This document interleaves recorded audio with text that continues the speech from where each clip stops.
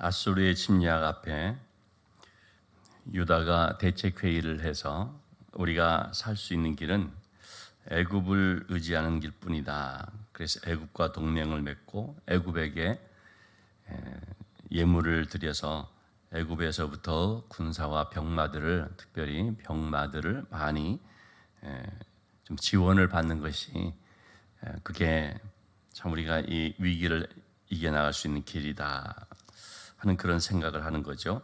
자, 그럴 때 하나님께서 애굽을 의지하지 말라 하는 말씀을 하시는데, 어제도 우리가 본 말씀처럼 애굽을 의지하지 말라 그랬고요. 오늘 말씀도 이어서 그렇게 나옵니다. 그만큼 하나님께서 이렇게 말씀을 해도 듣지 않으니까 말씀하고 또 말씀하고 그런 것을 볼 수가 있죠. 1절 말씀 다시 한번 보시면, 도움을 구하러 애굽으로 내려가는 자들은 화 있을진저.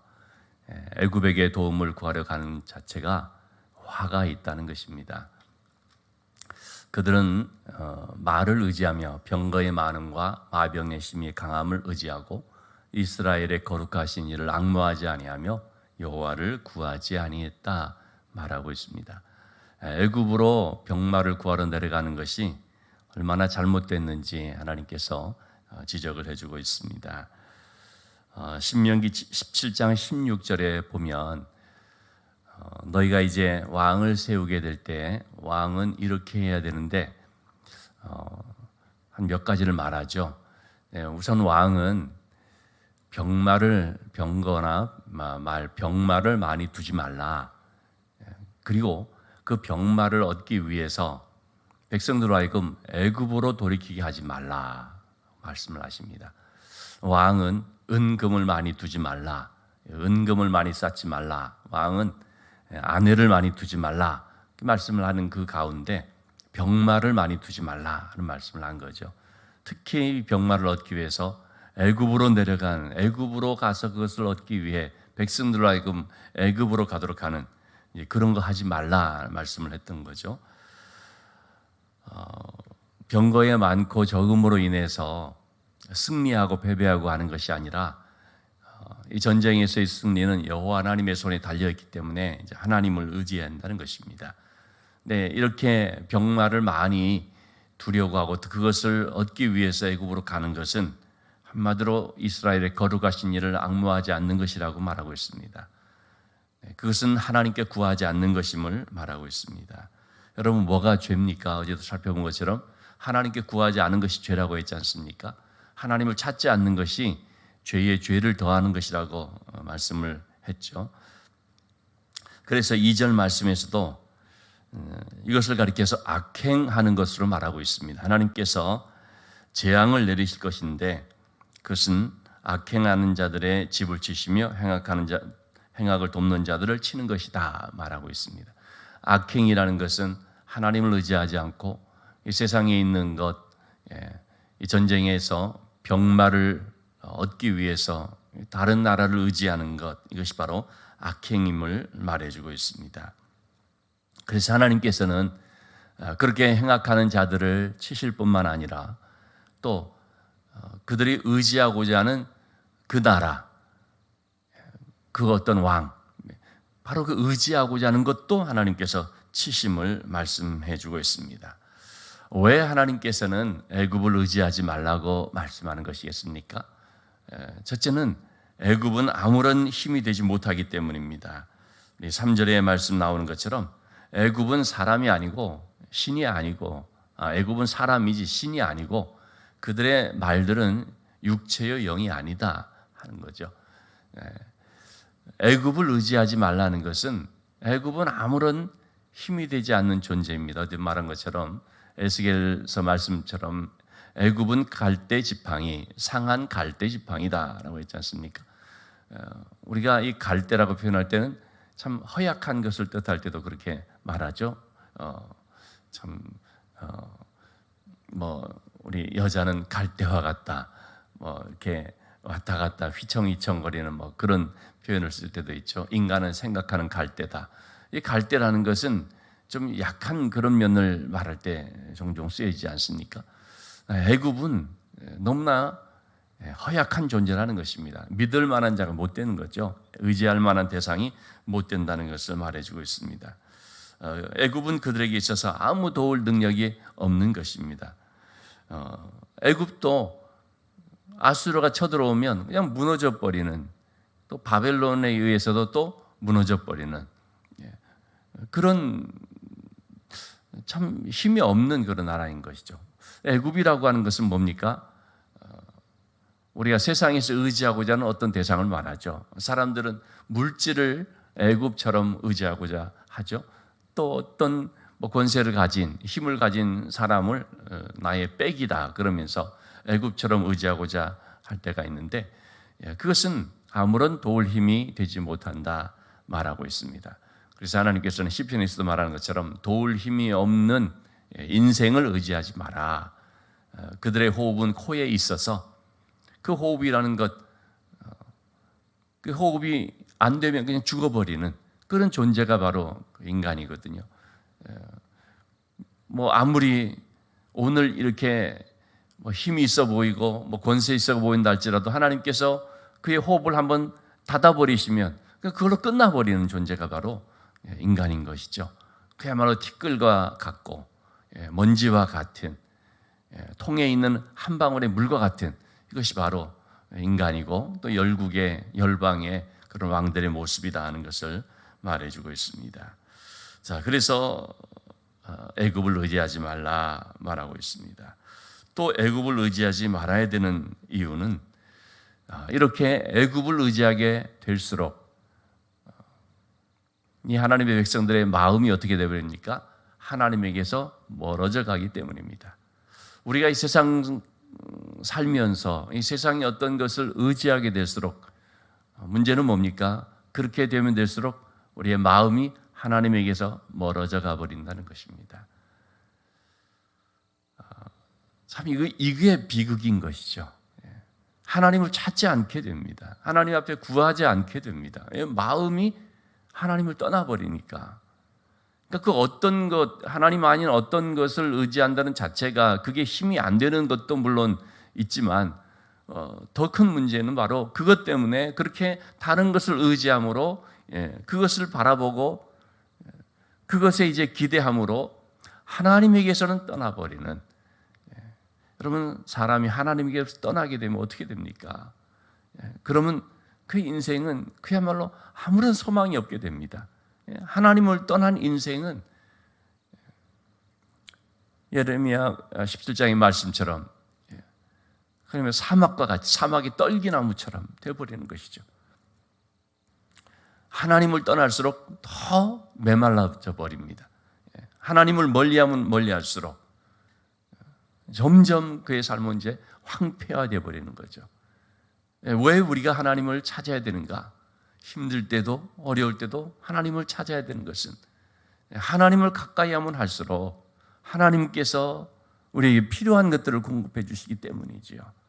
우리가 힘들고 어렵다 싶을 때 자칫하면 기도하는 것이 좀 식어져 버리고 하나님을 찾는 그게 이제 점점 안 되는, 벌써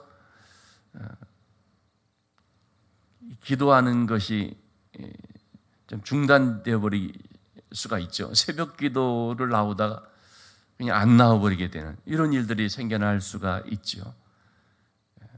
참 이런 데서 우리가 점점 또 힘을 잃어버리게 됩니다.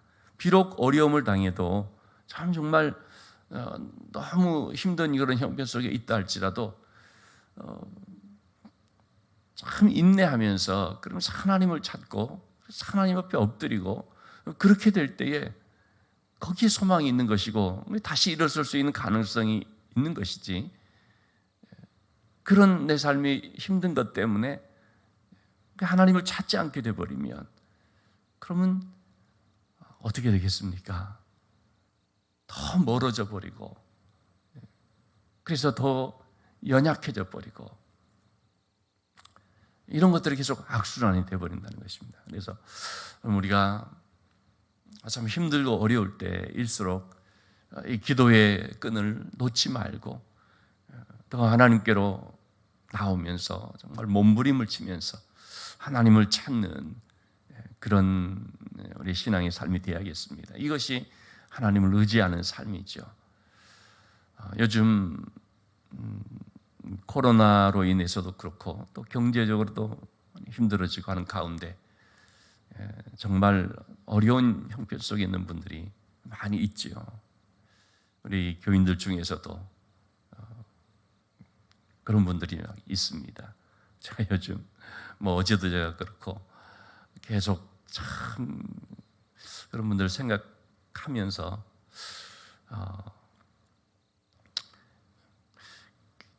이게 참 목회자가 힘든 게요. 감정이입이 되기 때문에 참 그게 힘든 거예요. 이게 그 아픔이 느껴지고 그 힘든 것이 느껴지고 그러니까 제가 막 힘든 거예요. 그래서 또 기도하게 되고 할 수 있는 것은 하나님 도와주시기를 바라는 그것밖에 없죠. 하나님 도와주시기를 바라는데 그런데 그 하나님의 도와주심을 바라는 그 하나님께서 도와주십시오 하는 것이 결국은 뭐냐면 그가 결국 하나님을 의지하면서 믿음으로 이 힘든 어떤 순간들을 이런 과정들을 좀 버텨낼 수 있도록 믿음으로 기도하면서 그래서 참 이 고난의 그런 시간들을 지나갈 수 있도록 그렇게 하는 것밖에는 없지요. 어떤 방법이 있겠습니까? 하나님께서 하시는 거니까 하나님이 또 그렇게 해 주셔야 되니까 또 그러려면 그 힘들 때 더욱 하나님을 찾고 하나님의 그 손을 놓지 말아야 되고 그 마음이 하나님께로부터 실망이 되지 말아야 되는 거죠. 바로 이 점이 참 어려운 문제라고 할 수 있습니다. 그렇게 신앙생활을 하고 그렇게 또 나름 기도 생활도 했지만 이게 너무 안 되고 안 풀리고 좀 더 힘들어지고 그럴 때에 자꾸 우리 마음속에 낙심, 실망감들이 자꾸 생겨져 버릴 수 있죠. 특히 누구에게 대해서 그렇습니까? 하나님께 대해서 그렇게 되어버릴 수 있습니다. 하나님이 살아계시는데 하나님이 나를 사랑하시는데 나름 기도하고 신앙적으로 한다고 하는데 그런데 전혀 달라지는 것이 없고 응답해 주시는 것 같지 않고 이렇게 될 때에 우리 마음속에 바로 그 점이 힘든 거죠. 그리고 사탄은 그걸 자꾸 이제 그 틈을 자꾸 파고드는 것입니다. 그럴 때 사탄이 그냥 막 역사를 하는 거죠. 그 불신앙을 심어주죠. 의심을 심어주죠. 자꾸 실망의 마음을 갖게 하죠. 하나님께 대해 서운함을 갖게 하죠. 여러분 그렇게 되면 참 하나님께 대한 그 마음이 어떻게 되어버립니까? 멀어지게 되는 거거든요. 그래서 우리가 힘들 때의 영적 싸움이라는 것은 바로 이런 씨름이라고 할 수가 있겠습니다. 내 마음속에 사탄이 심어주는 그런 어떤 하나님께 대한 그런 실망감, 서운함, 자꾸 그런 것들과 이제 싸워 나가는 거죠. 그런 생각들을 물리쳐 나가는 것. 사탄아 물러가라 하면서 그러면서 하나님을 계속 신뢰할 수 있고 또 그 하나님을 의지하면서 기도하면서 하나님께서 나를 사랑하시고 하나님께서 모든 것들을 주관해 주신다는 이 믿음을 갖고 나가는 것. 참 결국은 바로 이러한 씨름이 우리에게 있다는 것을 보게 됩니다. 오늘 우리 말씀을 통해서도 계속해서 하나님 말씀하시는 것이 뭡니까? 하나님 의지해야 된다. 하나님 의지해야 된다. 어떤 상황 속에서도 하나님 의지해야 된다. 여러분 이 지금 이사야 31장이나 32장이나 이 배경은 이게 정말 심각한 상황 속에서 주어진 거거든요. 당장 눈앞에 적군이 들이닥쳐서 집어삼킬 것처럼 되어지는 이런 속에서 한가하게 말할 수 있는 그런 형편이 아니거든요. 실제적인 상황이거든요. 그러니 이런 가운데 우리가 살 길은 애굽을 통해서 빨리 좀 지원을 받는 것이더라고 말하는 것도 한편 이해가 안 되는 바는 아니지요. 너무 그럴 수밖에 없는 절박한 상황이다 그러면 심지어 지금 왕이 누구냐면 히스기야 왕이지 않습니까? 아니 믿음의 왕이라는 그 히스기야 왕 시대인데 그만큼 뭐냐면 현실적인 이런 문제 앞에서 사람들이 정말 하나님을 의지하면서 믿음으로 나간다는 것이 참 이게 그렇게 말처럼 쉬운 것은 아닌 것을 우리가 생각해 볼 수는 있지요. 그럴지라도 여러분, 우리의 신앙생활이라는 것이 사실 그런 거 아니겠습니까? 바로 이러한 실제적인 문제 앞에서 우리의 신앙이라는 것이 검증이 되는 것이고, 그럴 때에 누구를 찾고 어떻게 하나님께 나가느냐, 이게 진짜 신앙이라는 것이 나타나는 거 아니겠습니까? 그런 점에서 하나님께서는 하나님을 의지해야 된다는 말씀을 반복해서 주고 있는 것이죠. 왜 하나님을 의지해야만 되는가? 애굽이라는 존재는 믿을 만한 것도 못되고 다른 것을 의지할수록 하나님께서 마음이 멀어지기 때문인 것을 말씀을 드렸고요. 그러나 무엇보다도 하나님을 우리가 의지해야 되는 것은 바로 하나님이, 그분만이 우리를 진짜 도울 수 있는 분이기 때문인 것이죠. 4절의 말씀에서 하나님은 젊은 사자와 같이, 큰 사자, 젊은 사자와 같이 아주 힘이 있는 그런 분인 것을 말해주고 있습니다. 여러분, 큰 사자, 젊은 사자들이 으리렁거리면 목자들, 사람들이 막 무더기로 와서 막 그냥 막 소리친다 할지라도 놀라겠습니까? 무슨 끄떡이를 합니까? 개의치 않죠. 왜냐하면 사자가 그냥 으르렁거려 버리면, 부르짖어 버리면 사람들 다 도망가는 거거든요. 그렇게 하나님께서는 목소리를 한번 발하시면 천하의 모든 것이 그냥 다 그 앞에서 잠잠해질 수밖에 없는, 우리 주 목소리에 한번 발하시면 천하의 모든 것 망하겠네, 찬송 가사처럼 이렇게 하나님께서는 목소리 한번 높이시면 천하를 두렵게 할 수 있는, 천하를 호령해 버릴 수 있는 그런 강력한 힘을 가진 분인 것을 큰 사자, 젊은 사자 이렇게 표현을 한 것이죠. 실제로 하나님께서 한번 일어나셔서 목소리를 발하시니까 어떻게 됐습니까? 그 아수르 18만 5천의 군사들이 한순간에 새벽녘에 그냥 바로 송장이 되어버렸습니다.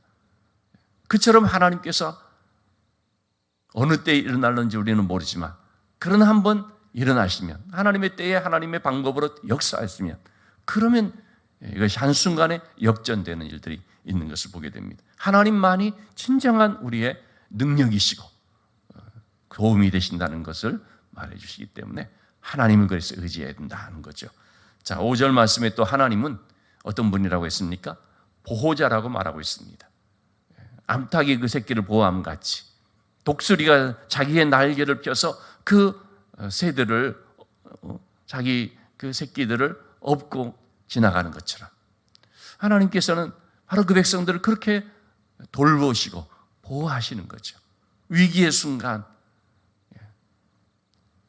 결정적으로 참 위기를 당하는 것 같은 그런 때에 바로 날개를 펴서 감싸주시고 또는 업고 나르시고, 모세는 신명기에서 그렇게 말하지 않습니까? 하나님께서 우리를 어떻게 인도해 주셨는가? 불기둥 구름기둥으로도 인도해 주셨지만 이 광야에 그 불뱀이 있고 무서운 그런 짐승들이 있는 황량하고 또 외로운 그런 광야, 이런 그 광야를, 무서운 광야를 지나갈 때에 하나님께서 눈동자같이 지켜주셨다라는 말씀을 하죠. 그러면서 하는 말이 뭐냐면 독수리 날개로 업고 지나갔다라고 말합니다. 독수리 날개, 그 자기의 새끼를 훈련시키면서 딱 받아주고, 그리고 위기의 때는 업고 지나가는 그 독수리의 강한 날개, 그처럼 하나님께서 지금 아수르의 침략을 받은, 강대국이 그런 침략을 받은 이 유다에게 내가 이처럼 너희들을 암탉이 새끼를 보호하듯이 돌보고 있다는 것을 말씀해 주고 있죠. 그래서 하나님의 이 돌보심을 기억하라는 것입니다. 하나님의 이 돌보심을 믿으라 하는 말씀이죠. 하나님만이 너희를 돌보실 수 있는 분이시다, 보호해 줄 수 있는 분이시다. 적들을 물리칠 수 있는 강한 힘을 가졌을 뿐만 아니라 또한 자기 백성들을 이렇게 보호하시고 돌보시는 그런 사랑의 하나님이라는 거죠. 그래서 하나님께 대해서 우리가 믿음을 갖는다고 할 때 뭡니까? 하나님의 전능하심을 믿는 것이고, 또 하나는 하나님의 인애와 사랑을 믿는 것이죠. 우리는 하나님의 그런 능력을 믿을 뿐만 아니라 동시에 또한 하나님이 나에게 있어서 어떤 존재인지 나를 그렇게 사랑하시고 나를 귀히 여기시는, 나를 그렇게 품에 안으시는 그런 사랑과 인애와 긍휼이 풍성하신 분이라 하는 것을 우리가 믿는 것입니다. 그래서 우리는 하나님께서 이 두 가지 사실을 늘 기억해야 되죠. 나의 능력이 되시고 또한 나를 사랑하시는 분이시다라는 사실. 그래서 8절의 말씀처럼 아수르는 칼에 엎드러질 것이나 사람의 칼로 말미암는 것이 아니라 하나님의 그런 힘에 의해서 무너질 것을 말해주고 있습니다. 아수르를 이길 수 있는 그런 힘들이 없거든요. 그래서 하나님께서 한 번에 이렇게 치시니까, 그러니까 병이 돌아서 그랬는지 어떻게 됐는지 모르지만은 그냥 다 참 시신이 되어버리는 그런 일들이 벌어지는 것을 보게 됩니다. 그래서 대적들이 그 앞에 엎드러지게 될 것을 말해주고 있습니다.